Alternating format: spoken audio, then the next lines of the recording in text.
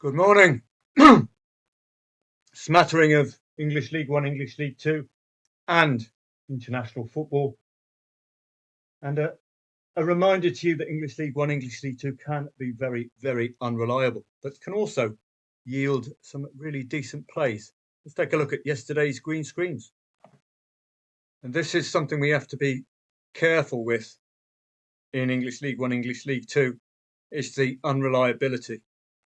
One of these two had something like a 1.75, 1.8 expected goals, and it continued to rise. But yet another match to stick on your collection of English League One, English League Two matches where the stats don't match the final result. I would recommend in the future a get out, a third of liability is loss, because English League One, English League Two, you're flirting with full liability losses at every turn. I've seen stats where one team is just absolutely killing the match, 20 plus shots on goal, 10, 11 corners, and they lose 0-2.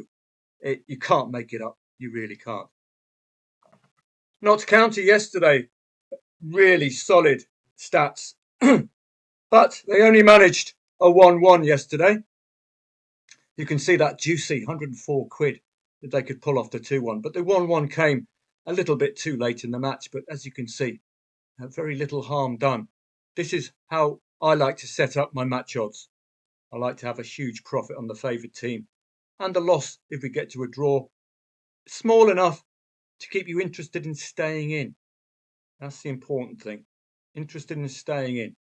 Notts County were backable at 5.4, Harrogate layable at 2.04. Saw a nice bit of value there.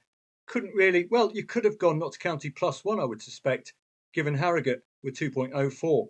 That means that you could have got evens about Notts County in the +1 market, covering the draw. But then I took insurance out myself as well. A little bit expensive because of the timing of the insurance. Now this is more like it. Goodness me. It came from out of the blue, this one. Leyton Orient. This is the initial play. Lay Exeter at 1.83. Back Leyton Orient at a juicy 7s. Don't forget, that's with 20 quid. Ka-ching. Leyton Orient come from behind, get the win. Absolutely superb stuff. Delighted with that. Hope you got the same. Kazakhstan and Belgium. Not quite the low amount on the draw that we seek, as you saw with the Notts County match, in order to keep you interested in that 48 quid. An awful performance from Belgium, or rather, should I say, a solid defensive display from Borat's boys, we'd have to say. You'll have to take the hit, I'm afraid, unless there's no other way of playing this. You can cover the 1-1 by doing Belgium +1, but the odds are so skinny, it's just ridiculous. So you have to take the small hit there, amply compensated for by Leyton Orient against Exeter. Let's have a look at today's trading angles. Well, the Irish are playing today, and I've written a little song about Ireland's amazing 1-0 win against Gibraltar many years ago. Second half goal at Gibraltar. It's called Let the Whole Pub Exult. This is what I hope to be singing with my mum and dad come about 3:45. And by God, lads, the net sucked the leather in. Oh, holy St. Patrick, have you seen the score? The boys in green put one in right through the open door. I thought my eyes were playing tricks, or maybe it's the whiskey's fault. A goal for old Ireland, let the whole damn pub exult. That's what I hope to be singing a little bit later on. Come on, Ireland. So let's look at today's trading angles. It's all to play for the Irish at 2 o'clock. We'll have had our din-dins by then. We'll be wearing the green. My mum's from County Cork. We'll be cheering them on. It's a simple task for Ireland. They must win. It's as simple as that. In must-wins like this, you tend to see both teams score. Hungary's odds have just gone up a tad from 1.95 just a minute ago, or when I initially did my research, to evens. Worryingly, their favourite. Worryingly, Hungary is scoring 2 goals as well regularly. Ireland did score 2 against Portugal, but that's a real rarity, unless their manager has clicked up front. They do have an impressive forward line, I must say, but they've really not got the most out of it, have they? Portugal and Armenia might be without Ronnie, red carded against Ireland. Portugal have a draw and a loss recently. That's let Hungary and Ireland believe, hasn't it? Might be a subdued performance for Portugal. They will remain top 2 regardless, but as you know, 1.05, it's not exactly, you don't have to be Wayne Rooney football genius to suggest who's going to win this one. Watch out if Ronaldo doesn't play. It might be a little muted from the Portuguese, but with a draw and a loss recently, they have let Hungary and Ireland believe. Albania against England. Well, I'm in Guernsey at the moment, and what we're dreaming of is for Guernsey's very own Alex Scott to get a game. So fingers crossed. It's a dead rubber. Come on, Thomas. Give Alex a run, eh? Azerbaijan against France. Azerbaijan cannot qualify. France are already qualified. 3-0 last head-to-head. Dead rubbers. You don't play dead rubbers, do you? Unless you're willing to take the hit on the liability.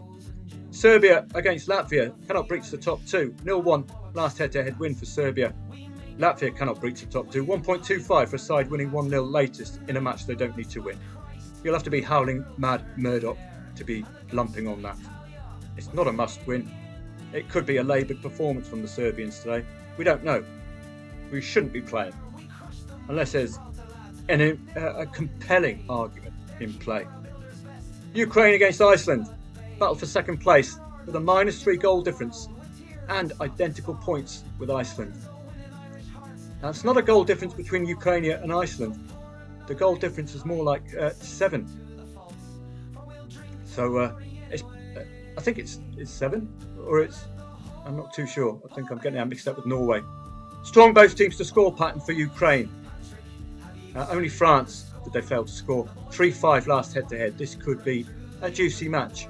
Those of you who fancy a neutral play, do you want to go as high as over 5.5 goals, over 6.5 goals? Sit back and hope for the mayhem to pursue. We should get 2 goals at least without both teams to score habit for the Ukrainians. And indeed, Iceland scored 2 goals at least in the last 3 matches, but loss, draw, win suggests they can score 2, but they're likely to concede 2. So that over 5.5, over 6.5 goals really has legs. That pattern continues for the Icelandics. Any 2-goal lead for any of these two is layable. Look at the mayhem last time out, 3-5. Israel against Moldova is a dead rubber, cannot qualify. Italy, an Italian win will see them equal on points with Norway, albeit current 15-goal positive for Norway, which realistically secures top berth unless Italy produce a 16-0 win today. Probably not going to happen, is it? 2+ goals scored in a far more stable World Cup campaign for the Italians, absent since 2014 from the World Cup. It's almost as bad as having pineapple on that Italian pizza, isn't it? 3-0 loss last head-to-head. Norway, if they get Erling Haaland clicking today, it could be pineapple on pizza for the Italians. XG, not really required, is it, today? We've got a lot of dead rubbers and we've got matches where we've got the must-win element. That's your trading angle rather than an in-depth expected goals analysis. It's better served, I think, with league football, isn't it? Because you get a seasonal average, and once there's congruity between the attacking and the defending team, bang, you can really predict matches well. So please subscribe to the YouTube channel. I won't inflict my music on you every day, but it's a special occasion today. Get the e-letter every weekend for an e-letter. And a 14-day free trial. If you're interested in a 14-day free trial, please take it after the international break. You'll see the service in a better light and you'll get more bang for your buck. Okay? I wouldn't recommend taking a 14-day trial during an international break. Although, got your Leighton Orient, 115 quid. Not too shabby. Holy St. Patrick, have you seen the score? The boys in green put one in right through the open door. I thought my eyes were playing tricks, or maybe it's the whiskey's fault. A goal for old Ireland, let the whole damn pub exult.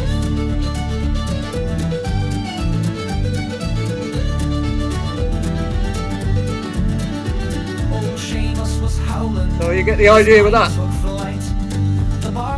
Comedy Iron. I'll be on hand from 2 o'clock. I've got my Guinness 0% in the fridge. I've given up the booze. Parents will be here, brother will be here, and we'll be cheering on the Irish at 2 o'clock. I will be trading as well. If there is an angle, I'll certainly let you know. Please, please, please do not trade dead rubbers. Okay, unless there's a compelling argument and there's a low liability entry point. See you from 2 o'clock. Come on the island.